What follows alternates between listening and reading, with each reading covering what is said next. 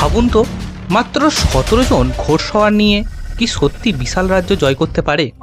নাকি ইতিহাসের সবচেয়ে বড় রহস্যগুলোর একটি আজও আমাদের সামনে লুকিয়ে আছে? বাংলার শক্তিশালী সেন রাজবংশ, হাজার হাজার সৈন্য, বিশাল দুর্গ, অথচ একদিন হঠাৎ সব কিছু বদলে গেল। কে ছিলেন বখতিয়ার খলজি?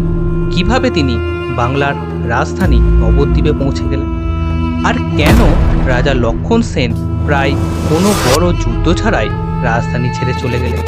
আজকের এই ভিডিওতে আমরা খুঁজে বের করব সেই রহস্য। নমস্কার বন্ধুরা, স্বাগত আপনাদের আমার চ্যানেলে।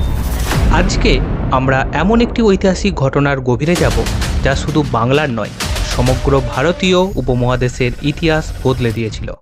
তবে মনে রাখবেন, এই ঘটনার অনেক দিক নিয়ে ইতিহাসবিদদের মধ্যে মতভেদ রয়েছে।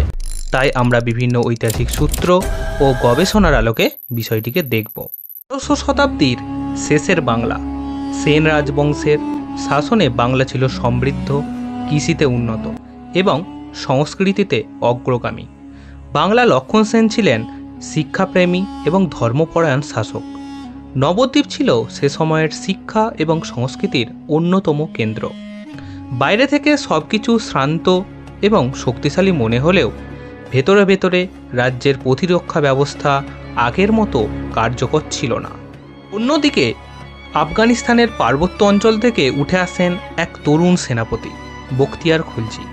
প্রথম দিকে তাকে বিশেষ কেউ গুরুত্ব দেয়নি।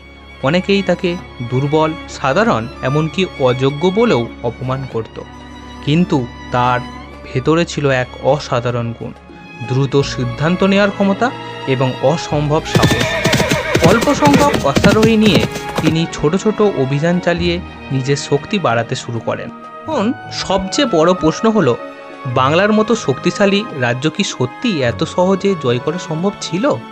অনেক ইতিহাসবিদ মনে করেন শুধু সামরিক শক্তি নয়, রাজনৈতিক বিভক্তি, গোয়েন্দা তথ্য এবং হঠাৎ আক্রমণের কৌশল, এই তিনটি কারণ ছিল সবচেয়ে গুরুত্বপূর্ণ। আবার কিছু ঐতিহাসিক বিবরণে বলা হয় বখতিয়ার ব্যবসায়ীর ছদ্মবেশে রাজধানীতে প্রবেশ করেছিলেন।